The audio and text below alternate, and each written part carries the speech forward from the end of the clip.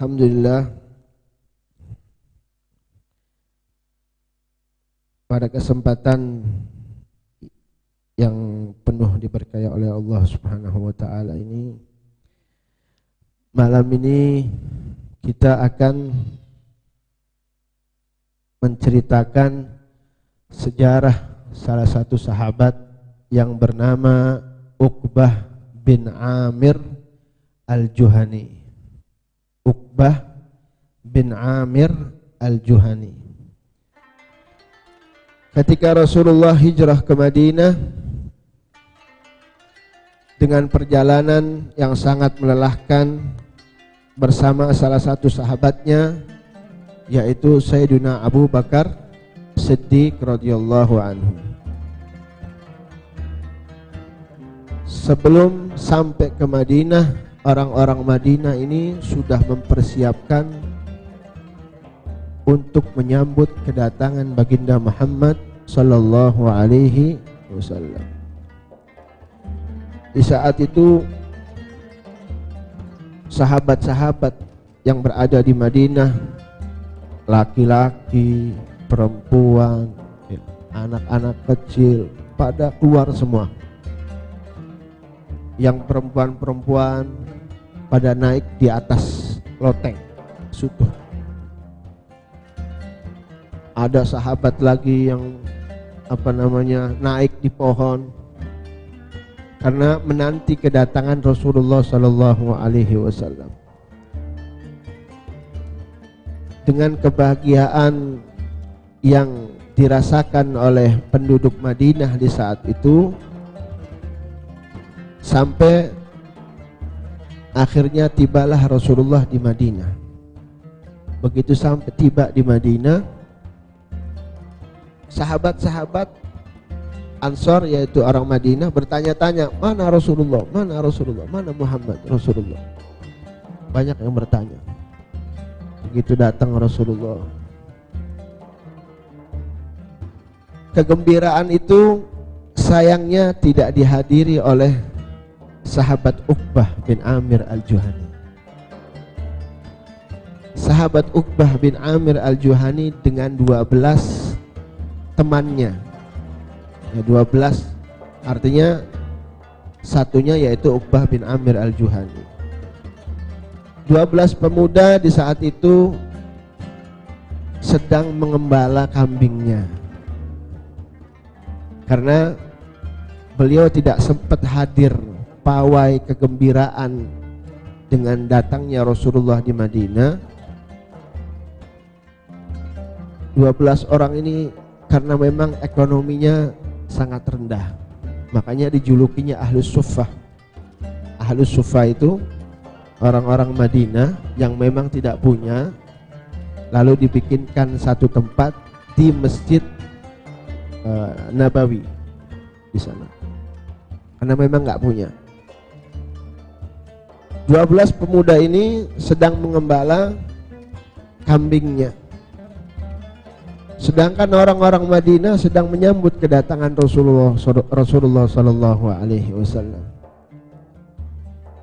Akhirnya kegembiraan itu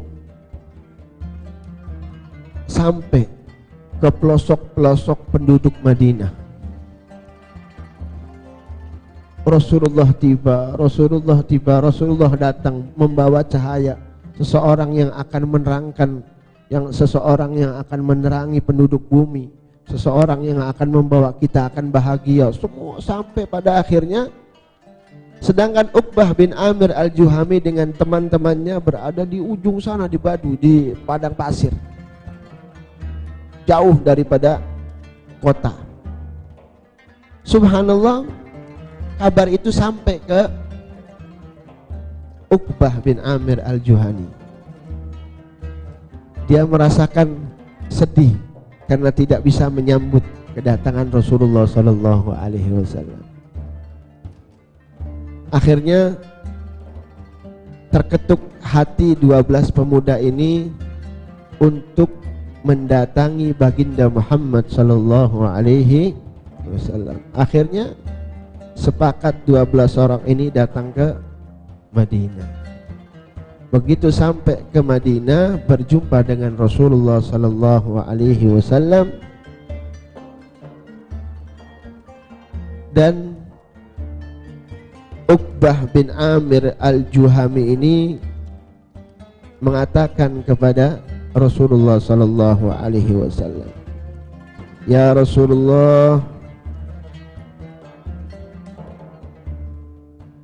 tubayi'uni, baiat saya ya Rasulullah, baiatlah saya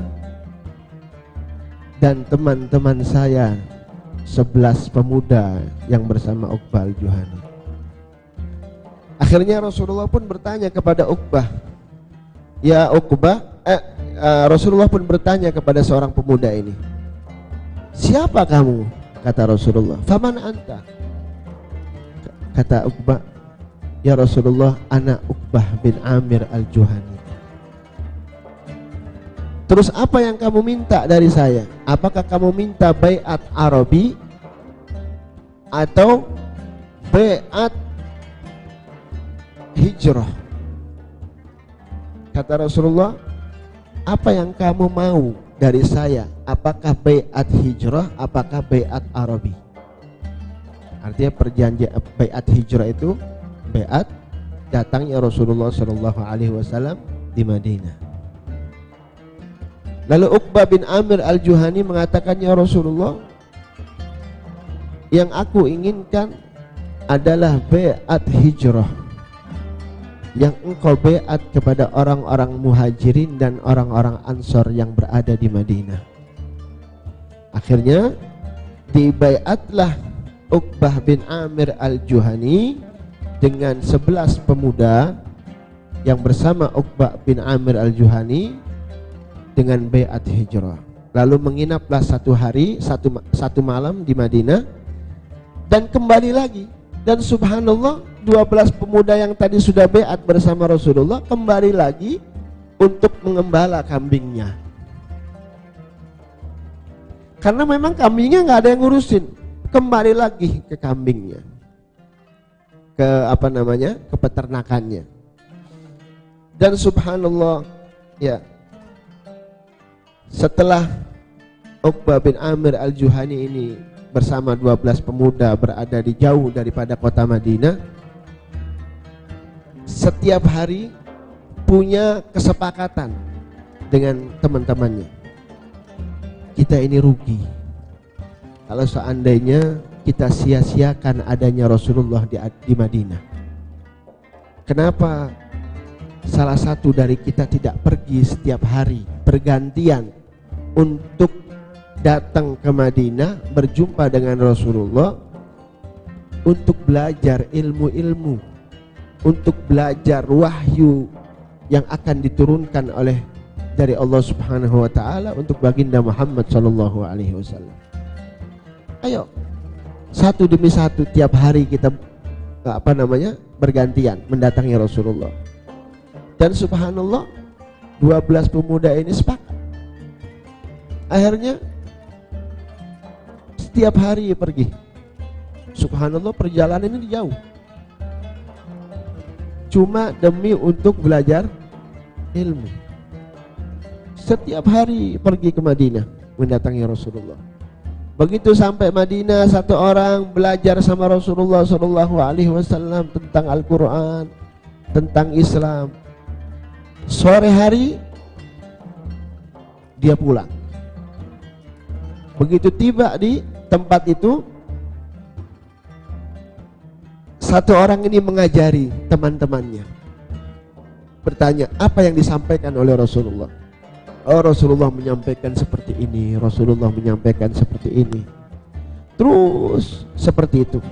Akhirnya 11 pemuda ini diperintahkan oleh Uqbah bin Amir al-Juhani, "Sana, engkau pergi semua ke Rasulullah. Biarkan saya, tinggalkan saya di sini, biarkan saya yang mengembala ini kambing." Berangkatlah 11 pemuda tiap hari untuk berjumpa dengan Rasulullah, untuk belajar ilmu dengan Rasulullah sallallahu alaihi wasallam. Begitu tiba 11 pemuda, akhirnya Uqbah bin Amir al-Juhani bertanya lagi apa yang disampaikan oleh Rasulullah. Oh begini-begini, tiap hari seperti itu. Pada akhirnya Uqbah bin Amir al-Juhani ini merasakan gelisah, merasakan penyesalan yang sangat luar biasa. Kok kenapa saya tega? Kok kenapa saya cuma membelain kambing-kambing saya ini, lalu saya tinggalkan kesempatan yang sangat luar biasa untuk langsung belajar langsung dengan Rasulullah Sallallahu Alaihi Wasallam. Kok kenapa saya tidak langsung belajar Quran sama Rasulullah, belajar syariat bersama Rasulullah, langsung saya dapat ilmu dari Rasulullah. Dia bicara sendiri nih Uqbah bin Amir al-Juhani pada dirinya. Wayhak ya Uqbah, celaka kamu, kok bodoh kamu. Cuman gara-gara kambing kamu tinggalkan kesempatan untuk belajar langsung dari Rasulullah Sallallahu Alaihi Wasallam. Akhirnya gelisah Uqbah. Subhanallah, diambillah keputusan oleh Uqbah bin Amir. Akhirnya dia tinggalkan itu semuanya, kambingnya, lalu beliau berangkat ke Madinah untuk belajar langsung dari Rasulullah Sallallahu Alaihi Wasallam. Dan subhanallah, Uqbah bin Amir al-Juhani ini tidak punya keinginan hidup di dunia kecuali untuk mendapatkan ilmu dan juga berjihad, berjuang bersama baginda Muhammad sallallahu alaihi wasallam. Jadi Uqbah ini keinginannya cuma dua, urip ning dunia cuma loro, ya bakal beli belajar ilmu, ya bakal beli jihad bari Kanjeng Nabi Muhammad sallallahu alaihi wasallam. Karena dia merasakan orang pengen kawin gitu.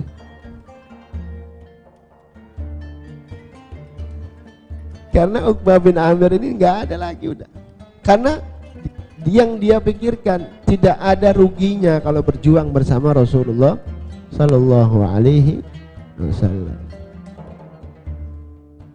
Terus akhirnya Uqbah bin Amir dengan 12 pemuda ini dia tinggalkan semua kambingnya. Akhirnya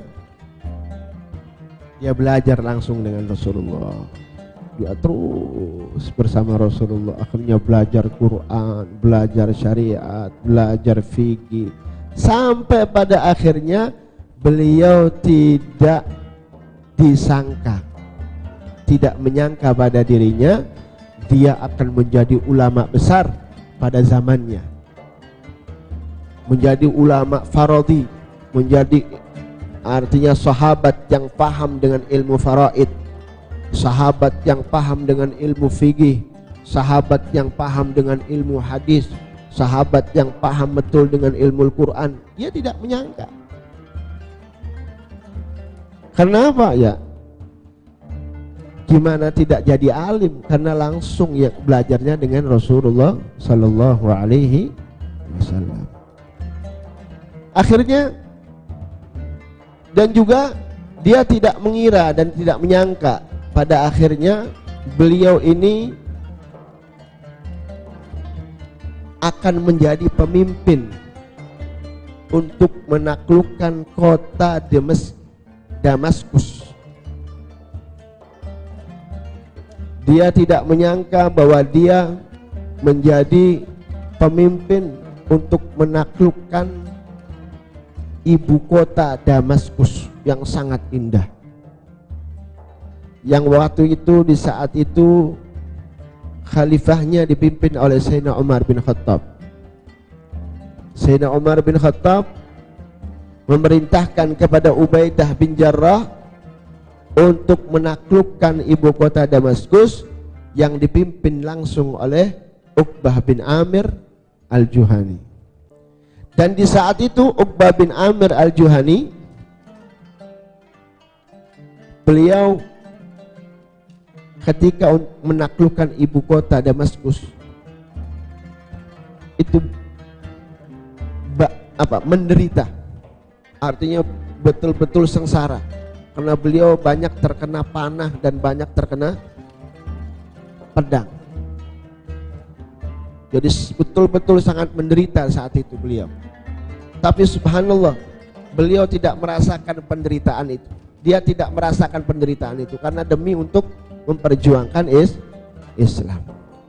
Dan subhanallah, beliau jugalah yang diperintahkan oleh Ubaidah bin Jarrah untuk memberitahukan kepada Khalifah Umar bin Khattab dari kota Syam ke Madinah dengan perjalanan 8 hari, dari Jumat ke Jumat lagi, dengan dalam keadaan terluka. Beliau dalam keadaan terluka, ya, beliau menunggangi kudanya tanpa henti. Wah, terus berhenti paling buat sholat. Perjalanan 8 hari dari kota Damaskus ke kota Madinah cuman untuk memberitahukan bahwa ibu kota Damaskus sudah ditaklukkan. Perjalanan sangat panjang. Itu dalam keadaan terluka. Begitu sampai ke Madinah, membawa kabar gembira takluknya ibu kota Damaskus, Sayyidina Umar bin Khattab pun langsung sujud. Sayyidina Umar bin Khattab langsung sujud dan berterima kasih kepada Uqbah bin Amir al-Juhani.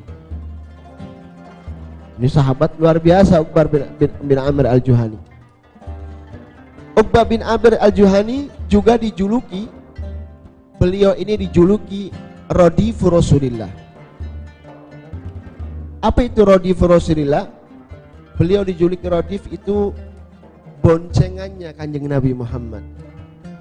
Jadi kalau ada Rasulullah pasti ada Uqbah bin Amir al-Juhani. Kalau enggak Uqbah bin Amir al-Juhani, jadi Rasulullah kalau lagi nunggang kuda atau nunggang itunya, kendaraan apa namanya, tunggangannya, beliau yang narik apa namanya, nuntun kendaraannya, tunggangannya. Kadang nuntun, kadang disuruh bonceng sama Rasulullah, suruh bonceng di belakang. Bahkan suatu ketika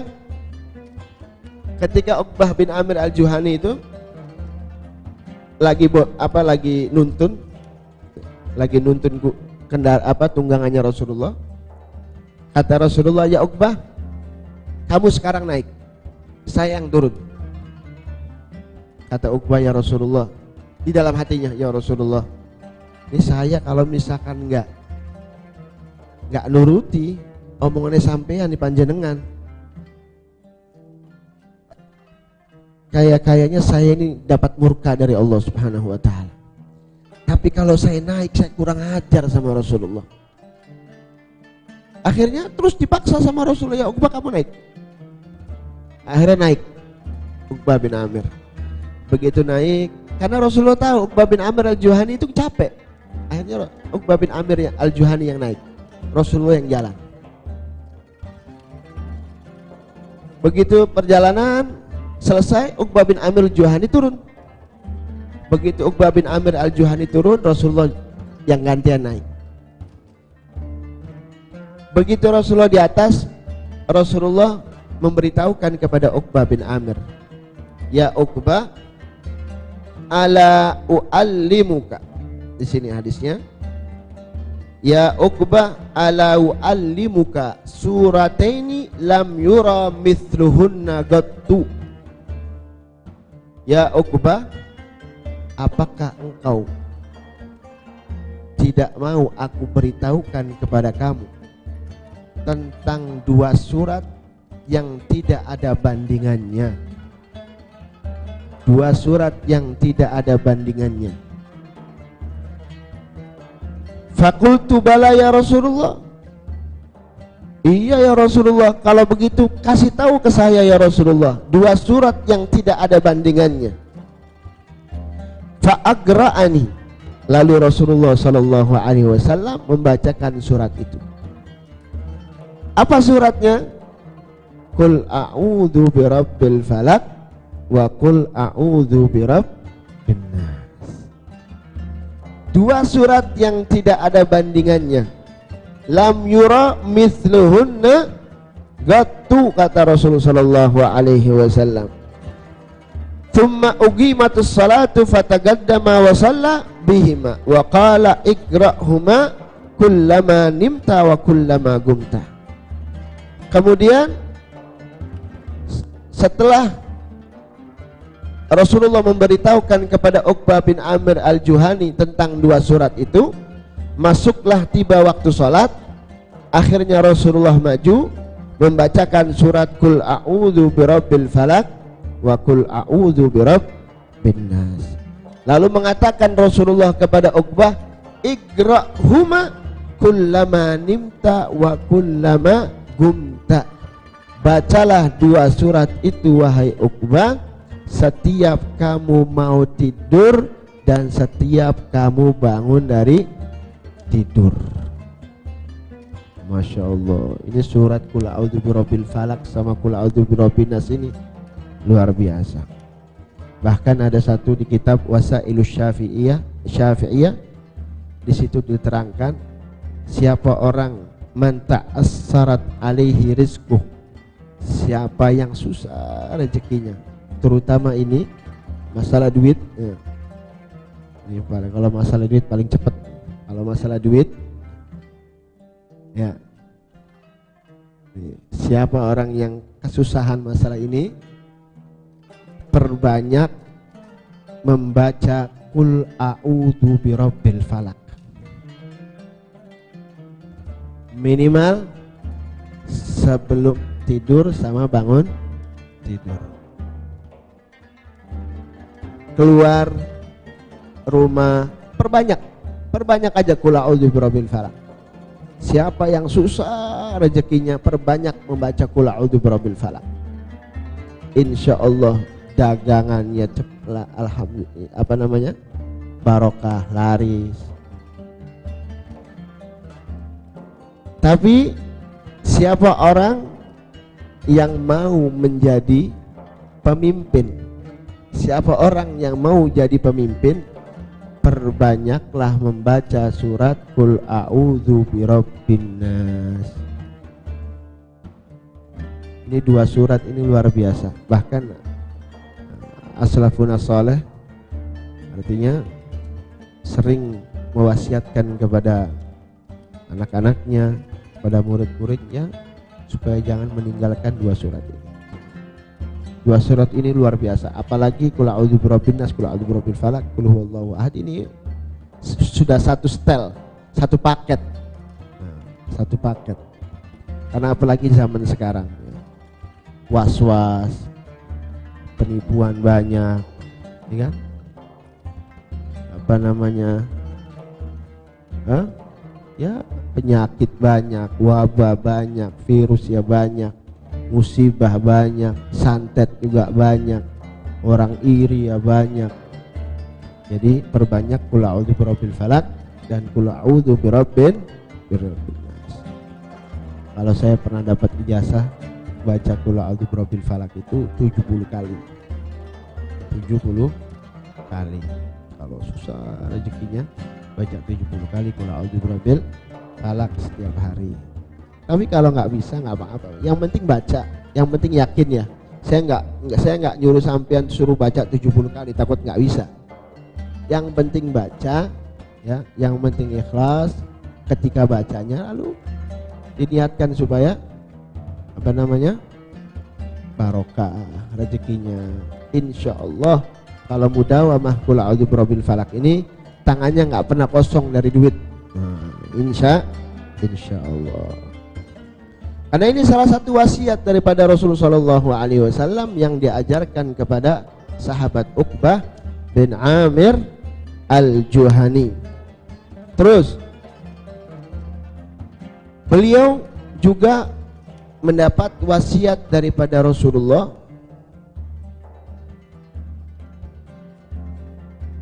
yang berkaitan dengan 3 hal.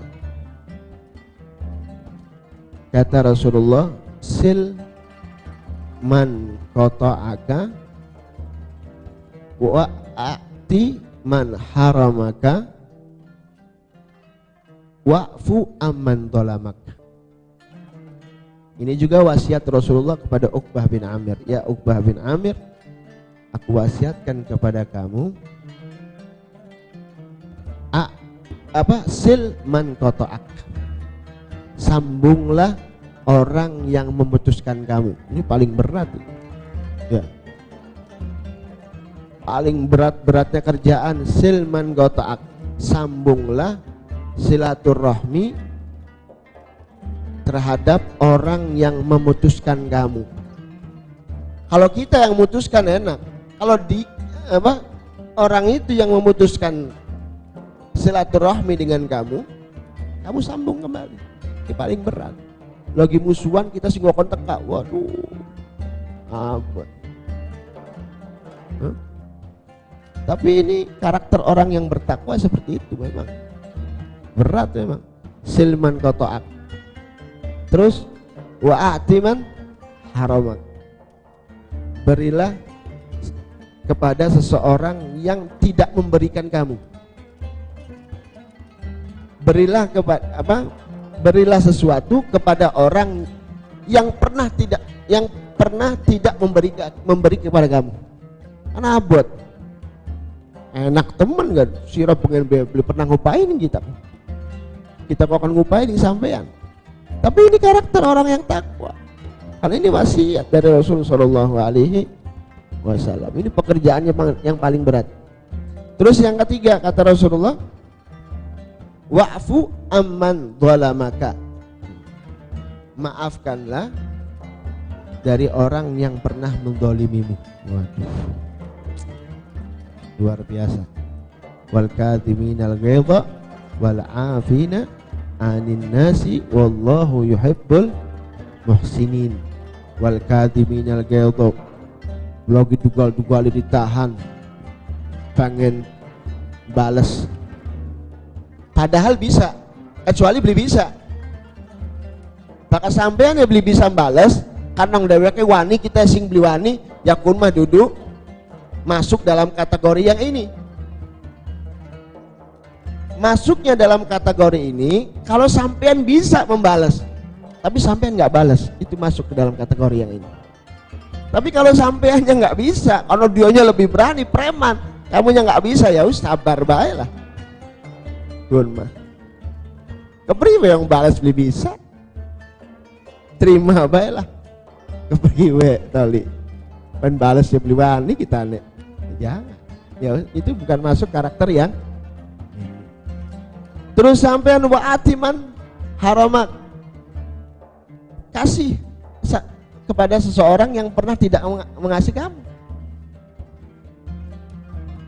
Sampean lagi duwe, sampean lagi beli duwe sih priwe, dia pernah nggak ngasih kita. Terus sampean beli duwe nggak punya aja ya, nggak termasuk orang yang seperti ini. Artinya ketika kamu punya, dianya nggak punya, kamu kasih lagi, walaupun dia nggak pernah ngasih ke kita, kasih dia. Wah, memang berat ini, tapi wallahu yuhibbul muhsinin. Tapi Allah itu senang sama orang-orang yang berbuat baik. Nah, ini salah satu wasiatnya Rasulullah kepada Uqbah bin Amir al-Juhani.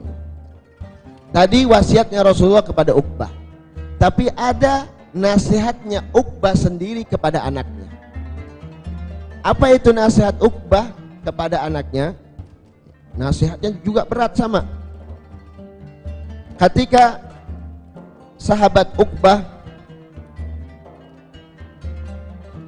sakit yang mendekati kematian, artinya sakit yang mendekati kematiannya, terus dia memberikan wasiat kepada anak-anaknya. Faqala, beliau mengatakan, ya baniya anhaakum an thalathin fahtafidhu bihinna. Wahai anak-anakku, saya wasiatkan kepada kamu 3 perkara.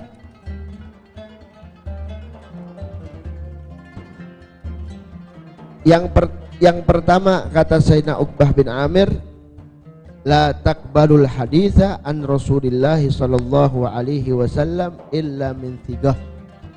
Wasiat yang pertama yaitu, wahai anak-anakku, jangan pernah engkau mengambil hadisnya Rasulullah sallallahu alaihi wasallam daripada orang-orang yang tidak dipercaya. Artinya ambillah hadis daripada orang yang terpercaya, yang amanah. Karena orang ahlul hadis itu betul-betul Imam Malik, Imam Malik ketika beliau ditanya, ada orang mau tanya tentang hadis, datang kepada Imam Malik. Ya Imam Malik, saya ingin bertanya tentang hadis. Saat itu Imam Malik lagi sedang santai. Kata Imam Malik, sebentar, kamu tanya tentang apa? Kak, saya mau tanya tentang hadis. Hadis Rasulullah? Iya, hadis Rasulullah. Sebentar, masuk kamar dulu. Masuk kamar, mandi beliau. Coba bayangkan, mandi, pakai yang baju yang bagus, pakai gamisnya, pakai jubahnya, pakai wangi-wanginya, pakai imamahnya, duduk langsung. Silakan tanya hadisnya Rasulullah. Wangi, bersih. Nah kita kadang lagi bicarakan hadis tapi ngudut mana? Masya Allah. Ya kan? Ya, karena hadis Rasulullah Sallallahu Alaihi Wasallam itu Imam Malik tidaklah mengeluarkan satu hadis kecuali beliau keadaan rapih, bersih, wangi. Imam Malik. Terus ada satu, kalau nggak salah Imam Junaid mau ngambil satu hadis, nggak salah Imam Junaid apa Imam Bukhari, lupa saya nama. Beliau ketika itu mau belajar hadis, mau ngambil satu hadis dari seorang ulama. Ada yang ngasih tahu, sampean mau ngambil apa, mau belajar apa, mau belajar hadis. Oh, ada satu ulama di sana, luar biasa alim. Di mana tempatnya? Oh di sini di kampung ini. Beliau datang, perjalanan berapa hari? Datang. Imam Syafi'i kalau mengambil satu hadis itu perjalanan 3 hari. Sampean tinggal nongkrong nih kayaknya Bayi Jabur mana? Pratin, ya. Segalanya sudah ada di sini, masya Allah. Makanya kurang berkahnya ya. Makanya kurang berkah karena kurang semangat. Beda sama orang dulu, semangat, ya kan? Ini begitu sampai ke tempat atau kampung salah satu ulama hadis ini, begitu ngelihat ulama ini, orang alim ini, dia meludah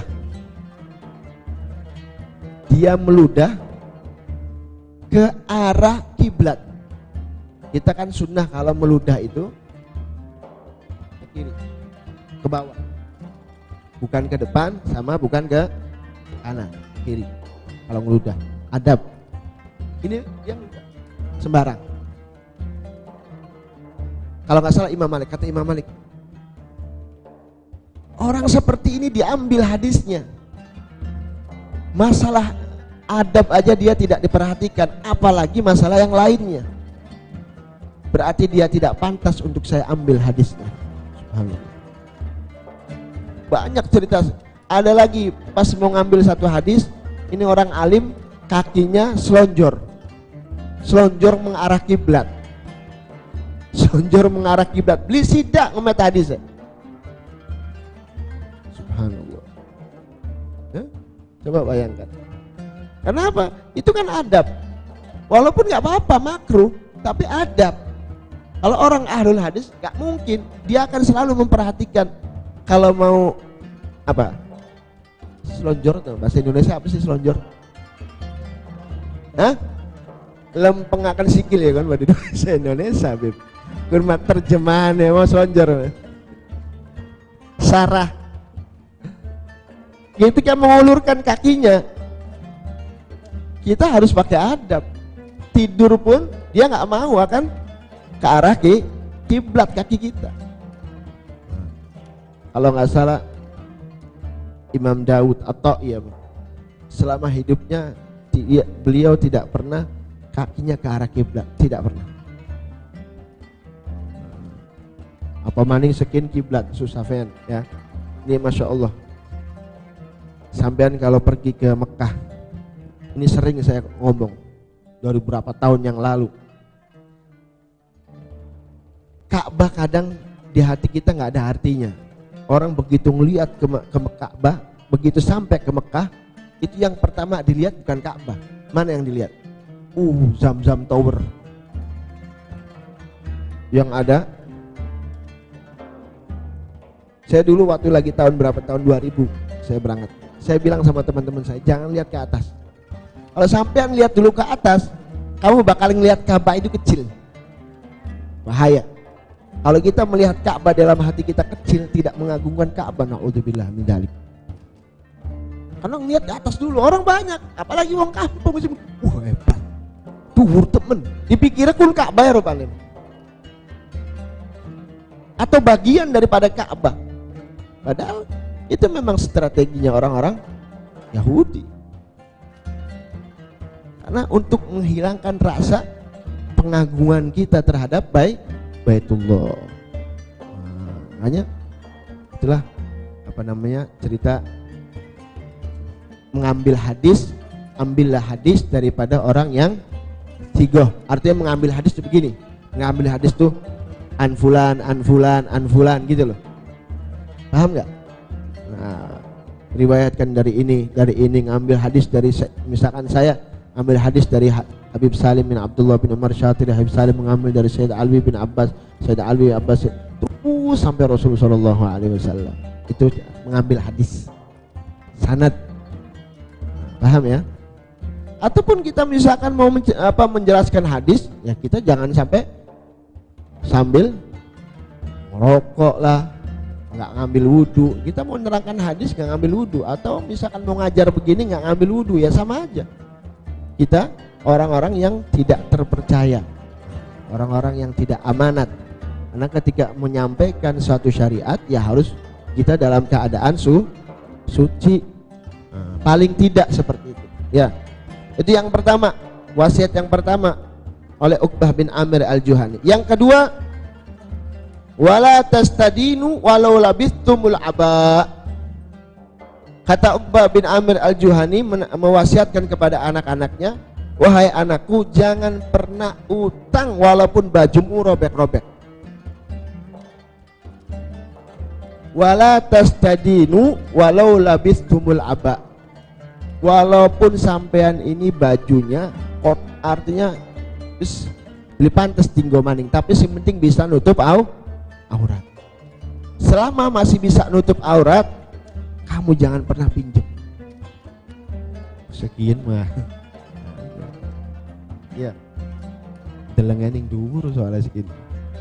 Syekh Ali Sakran. Sayyidina Syekh Ali Sakran itu beliau dulunya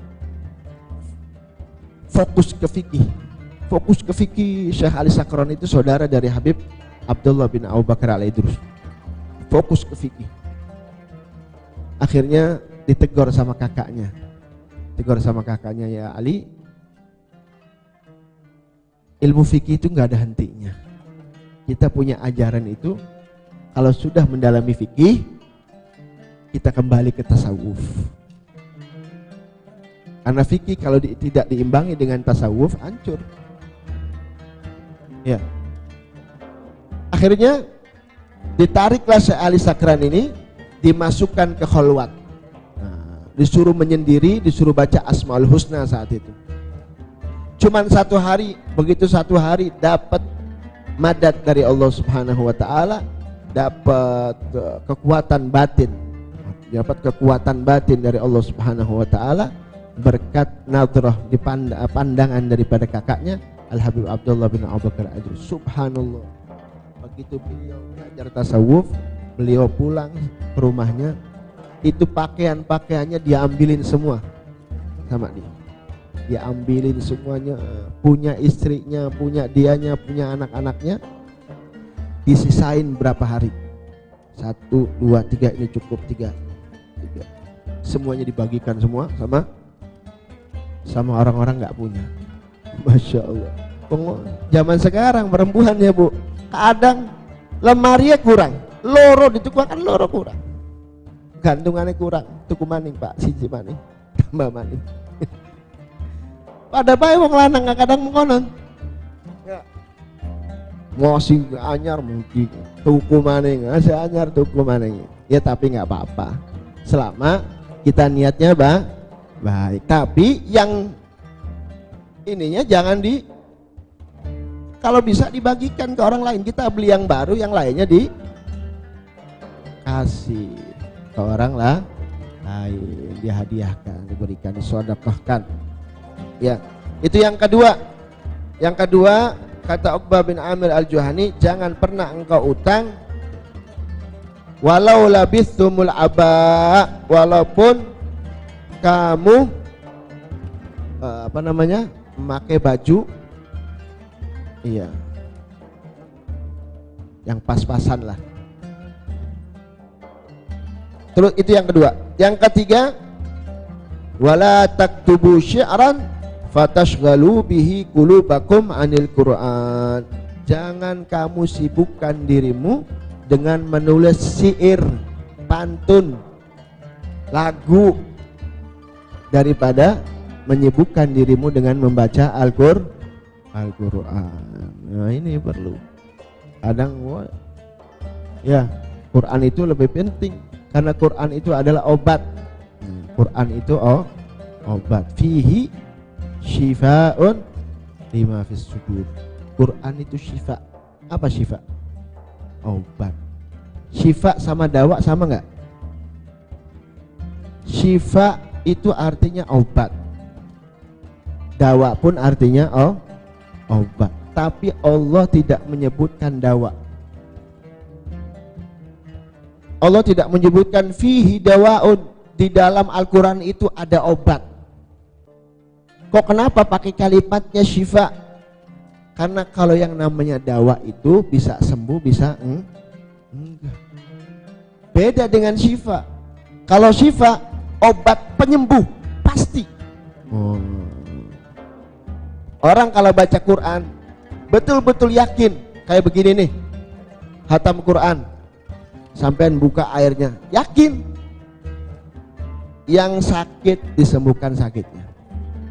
Sampean pengen dagangannya laris dari Al-Quran. Karena apa? Karena di dalam Al-Quran itu syifa, obat penyembuh. Penyembuh penyakit hati, penyembuh penyakit dohir, penyembuh penyakit batin. Semuanya ada di dalam Al-Quran. Makanya disebutkan oleh Allah Subhanahu wa taala, fihi syifa'un linnas. Di dalam Al-Quran fihi syifa'un lima sudur. Di dalam Al-Quran itu penyembuh untuk menyembuhkan penyakit-penyakit batin apa maning dohir. Nah, insya Allah berkat Al-Quran, Allahumma fina